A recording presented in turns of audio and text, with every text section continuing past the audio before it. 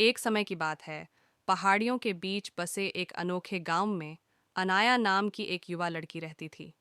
अनाया कोई साधारण लड़की नहीं थी। उसके पास पीढ़ियों से चला आ रहा एक रहस्यमयी पैंडल था। उसे कम ही पता था कि इस पैंडल में मनुष्यों के लिए अज्ञात जादुई दुनिया की कुंजी है। एक शाम जैसे ही सूरज क्षितिज से नीचे डूबा, अनाया का पैंडल चमकने लगा।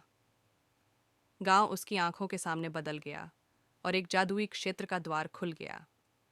जिज्ञासा से प्रेरित होकर वह आगे बढ़ी और खुद को जीवंत रंगों, बात करते प्राणियों और मनमोहक परिदृश्यों से भरी दुनिया में पाया। अनाया को जल्द ही पता चला कि इस जादुई क्षेत्र में संतुलन बहाल करना उसकी नियति है, जो अराजकता के कगार पर था। एक बुद्धिमान बूढ़े जादूगर के मार्गदर्शन में वह एक शक्तिशाली क्रिस्टल के खोए हुए टुकड़ों को पुनः प्राप्त करने की खोज में निकल पड़ी, जो जादुई दुनिया को आसन्न विनाश से बचा सकता था। उसकी यात्रा उसे मंत्रमुग्ध जंगलों, चमचमाती नदियों के पार और पौराणिक प्राणियों द्वारा संरक्षित छिपी हुई गुफाओं तक ले गई। रास्ते में अनाया को आर्या नाम की एक शरारती परी का सामना करना पड़ा, जो उसकी वफादार साथी बन गई। साथ मिलकर उन्होंने चुनौतियों का सामना किया, पहेलियां सुलझाईं और जादुई प्राणियों के साथ असंभावित गठबंधन बनाया।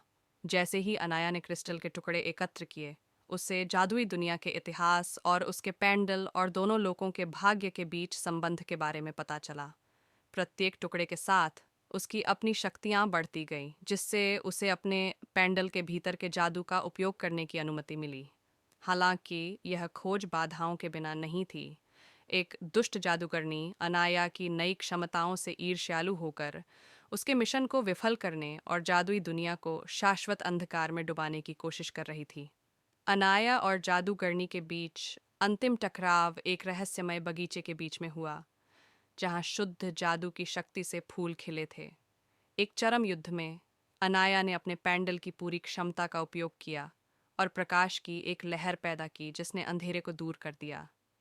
पराजित और पश्चाताप करने वाली जादूगरनी ने एक दुखद अतीत का खुलासा किया, जिसने उसे किसी भी कीमत पर सत्ता पाने के लिए प्रेरित किया था। क्रिस्टल को फिर से पूरा बनाकर अनाया दोनों दुनियाओं के बीच सद्भाव लाते हुए अपने गांव लौट आई।